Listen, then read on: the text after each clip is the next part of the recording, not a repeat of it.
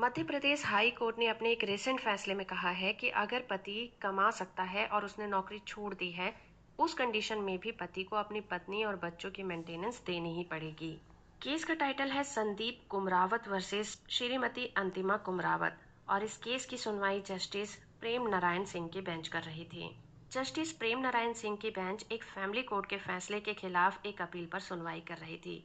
इस केस में family court ने सीआरपीसी के सेक्शन 125 के तहत पत्नी को 7,000 रुपए मेंटेनेंस और बच्चे को 3,000 टोटल 10,000 रुपए का मेंटेनेंस अवार्ड किया था, जिसे नाराज होकर पति ने हाई कोर्ट में अपील की थी कि उसकी मेंटेनेंस को कम कर दिया जाए क्योंकि वो नौकरी नहीं करता।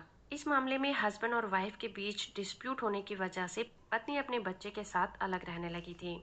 इसके बाद उसने सीआरपीसी के सेक्शन 125 के तहत मेंटेनेंस की एप्लीकेशन लगाई और कोर्ट ने उसे हर महीने 7,000 रुपए और बेटे को 3,000 रुपए देने के लिए कहा। हाई कोर्ट ने Sunita Kachhwaha and another versus Kachhwaha case का हवाला दिया, जिसमें ये कहा गया कि सीआरपीसी के सेक्शन 125 के तहत कार्रवाई करने के लिए पति और पत्नी के बीच मैरिज डिस्प्यूट को शामिल करना जरूरी नहीं है। हाई कोर्ट ने देखा कि पत्नी के पास खुद को मेंटेन करने के लिए कोई भी जरिया नहीं था।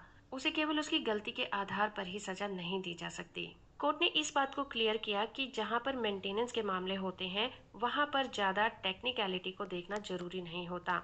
वहां पर बेसिक जरूरतों को देखना जरूरी होता है। ऐसे में पति इस बहाने से बच्चे और पत्नी को मेंटेनेंस देने के अपने दायित्व से नहीं बच सकता कि पत्नी ने कार्रवाई के दौरान बहुत सारी गलतियां की थी, क्योंकि इस केस में पति ने खुद पहले ही कहा है कि वो कोई भी काम नहीं करती और उसके पास इनकम का कोई भी सोर्स नहीं है।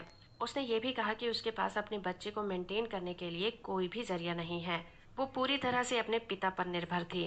इस केस में पत्नी पढ़ी लिखी है, उसने एमफिल किया है, लेकिन फिर भी उसे मेंटेनेंस देने से मना नहीं किया जा सकता। इसलिए कोर्ट ने कहा कि अगर पति कमा सकता है तो वो अपनी पत्नी और बच्चे को मेंटेनेंस देने का पूरी तरह से उत्तरदायी है, भले ही उसने नौकरी छोड़ दी हो। क्योंकि पति ने कोर्ट में ये कहा था कि उसके पास बीटेक की डिग्री है और वो एक डिप्लोमा इंजीनियर है, लेकिन उसने नौकरी छोड़ दी है, इसलिए वो पत्नी और बच्चे को मेंटेनेंस नहीं दे सकता। लेकिन हाई कोर्ट ने चंद्र प्रकाश बोध वर्सेस शीला रानी चंद्र प्रकाश के मामले का हवाला दिया।